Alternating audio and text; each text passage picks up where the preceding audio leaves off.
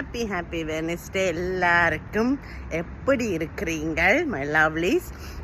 நானும் லஞ்ச் பிரேக்கில் இருக்கேன். இப்போ தான் சாப்பிட்டு நான் ஒரு சின்ன பான் மாதிரி பீட்டா பிரெட் வித் நேற்றைய லெஃப்ட் ஓவர் சிக்கன் விங்ஸ் இருந்தது, அது எலும்பில்லாமல் அதுக்குள்ளே போட்டு சாப்பிட்டேன். நான் ஒரு கொஞ்சம் சின்ன சாப்பாடு தான் போதும். நான் இன்றைக்கும் பழம் எடுத்துகிட்டு வந்திருக்கிறேன், அதை கொஞ்சம் கழித்து சாப்பிட்றதுக்கு.